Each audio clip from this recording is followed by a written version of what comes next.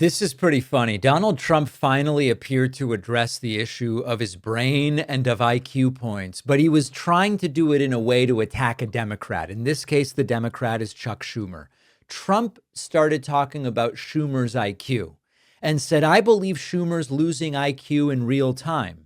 If it happened with me, Trump says, you'd know about it very quickly. To which I would say, we have noticed, sir. We are aware of it. This is a Democrat Schumer shutdown. And he's trying to do it to get relevance back into the party because he's a loser. I've known him all his life. He's always been sort of a loser, but an intelligent one. But I think he's losing IQ points with time. I think that happens. I hope it hasn't happened with me. I know if it did, you guys will let me know about it very quickly. Very quickly. Well, we have. And we now have Governor Gavin Newsom, Senator Ruben Gallego, Governor J.B. Pritzker, a whole bunch of other people. I heard Heather Cox Richardson the other day saying something is going on with Trump's brain. And so it's less about IQ, but this is yet another one of those moments, more about cognition. It's another one of those moments where Donald Trump sort of ends up giving up the game on his biggest insecurities. For all of the talk about how it's usually black women, he says, are low IQ. He goes, Jasmine Crockett's low IQ. AOC, who's not black but Hispanic, she's low IQ. But sometimes it's just Democrats. Chuck Schumer's losing IQ points. This, as usual, goes to one of Donald Trump's own insecurities. Trump's dad had dementia. And there is a degree to which these things are, it's not totally well understood, but they can run in families. And I don't know if hereditary is the right word, but where it makes sense, Trump would be worried about his big a brain based on family history. And the answer to Trump saying, I think if this happened to me, people would let me know. People have been trying to let Donald Trump know. Now, Trump later started talking about him being hard. Like he went on and on about how he's not soft. It was really, really weird. To Don in particular, I'll never forget Adam Shifty Schiff, a total crooked guy, lying in Congress, making up a phone conversation that I have with you, totally made up. Then when he heard it was taped, he wanted to disappear. And Nancy Pelosi went crazy because they wanted to impeach me based on the conversation that was made up. When they heard the tape, everybody, I won it unanimously in the Republican Party. I got every single vote, something that never happens, and I beat it. But think of it, they want to put my son in jail for something that they made up. So they know they made it up. And they say he will serve the rest of his life in prison. These are sick, bad people. And don't tell me about us going after them. If anything, we've been very, very soft. I wouldn't be that soft, I'll tell you that. Thank you very much, everybody. No softness from Trump whatsoever, figuratively, metaphorically, nor literally. And people around the country hearing that and going, what the hell is Donald Trump talking about? Now, it then got authoritarian, as it often does when you put Trump together with his team of sycophants and dilettantes. And Trump was asked, after striking Venezuelan boats, Trump was asked, are you considering striking land on Venezuela? And Trump goes, well, I don't know that I want to say.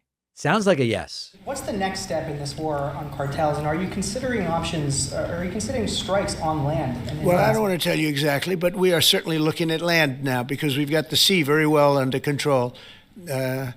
We've had a couple of days where there isn't a boat to be found. And that I view that as a good thing, not a bad thing. But we had tremendous amounts coming in by boats, by very expensive boats. They have a lot of money, very fast, very expensive boats that were pretty big. And the way big, fast, powerful boats. You look at it is every boat that we knock out, we save 25,000 American lives. So every time you see a boat and you feel badly, you say, wow, that's rough. It is rough, but if you lose 3 people and save 25,000 people, these are people that are killing our population. Trump with a sort of demented utilitarianism. Oh, God. I do find myself, it's sort of like, who cares about the law anymore these days, not the administration. But I do feel inclined just to mention that Donald Trump has absolutely no act of Congress to support any of this action against Venezuela. It's unlawful. It's obviously disgraceful. And a reporter asked a pretty good question, which is, Why not just have the Coast Guard stop the boats? Like, why are we bombing boats off the coast of Venezuela? The Coast Guard is legally allowed to stop the boats, and there's no question of legality there. And Trump goes, well, it's just not that effective. Mr. President, on Venezuelan boats, I want to ask you, why not have the Coast Guard stop them, which it is empowered by law to do? This way you can confirm who's on the boat and ensure that they're doing what you suspect. Because we've been doing that for 30 years, and it has been totally ineffective. They have faster boats. Some of these boats are seriously, they're world-class speedboats. But they're not faster than missiles. But Right. We've been trying to do that for years. And so much of the drugs, 25, 30% would come in through the seas. I don't know why you wouldn't give the Nobel Peace Prize to the guy going, well, we're bombing the boats instead of stopping them because it's easier. And the missiles are faster than the boats. Give this man a Nobel Peace Prize. Why wouldn't they? In another one of these strange moments of, is he having a stroke? Donald Trump talked about a trade deal with Iran and Pakistan, and talked about tariffs to prevent war. I guess it's very much unintelligible. Tariffs are a very important tool for our defense, for our national security. If we don't have tariffs, we're not going to have national security. As an example, if you look at Pakistan and Iran, I told them I was in the midst of negotiating a trade deal with Iran, and Pakistan was going to be in line. And because of tariffs, they all want to negotiate much differently. We were making a good deal. And then Anybody understanding this? I heard that they're shooting at each other. And I said during one of my conversations, are you guys going to go to war? 2 nuclear powers we are thinking about. I said, here's the deal. You go to war, I'm going to put a 200% tariff. I'm going to stop you from doing any business in the United States. I said it to both of them. Within 24 hours, the war ended. That would have been a nuclear war. And again, the Prime Minister of Pakistan, who was here 2 weeks ago, said that man saved many millions of lives. Trump. I guess what Trump is saying is that tariffs prevented a nuclear war. Your mileage may vary with that as a technique.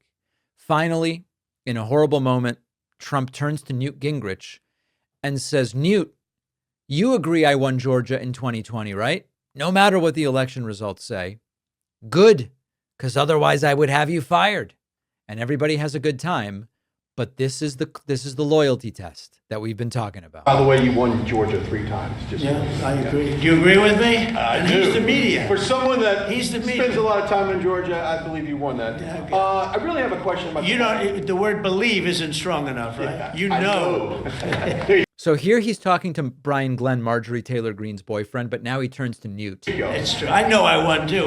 We have the great Newt Gingrich. Newt, you agree with us? Good. Otherwise, I'd have him dismissed immediately from the room. His wife, as you know, is becoming an ambassador to a great country, Callista. So congratulations. We're going to take a picture. And the only reason I'm doing it, he speaks so well of me. Yep. He said, I'll go down as the greatest president in history. And then he blew it. He said, I'm not sure if I put him above Washington or Lincoln. So I'm not that happy about that, dude. This is it's sort of joking, but this is cronyism. These are the loyalty tests. Newt, you believe I won Georgia in 2020, right? You do? Well, then your wife gets an ambassadorship. This is how Trump operates. He's doing it in plain daylight, and he's getting away with it because nothing and no one seems to have the teeth to stop him. Every time you Google your name, you will probably find dozens of sites that expose your personal information. This can include phone number, home address, family details. It's just sitting there waiting to be scraped or abused. Incogni is a privacy service. They go after these sites on your behalf. They contact the data brokers. They demand your data be removed, which the brokers are legally required to do. Incogni will automatically remove your information from hundreds of the biggest and most notorious data broker sites, But you're not just limited to those. You can use Incogni's custom removal. If you find your info on a website outside of Incogni's default list, the team at Incogni will work to get that information removed. This is how you protect yourself and your family from identity theft, financial scams, harassment, even AI-powered profiling by ad companies. And Incogni's data removal process is the only one verified independently by Deloitte. This gives them a unique level of credibility. Try Incogni risk-free and get 60% off when you go to incogni.com/Pakman and use the code Pakman. The link is in the description.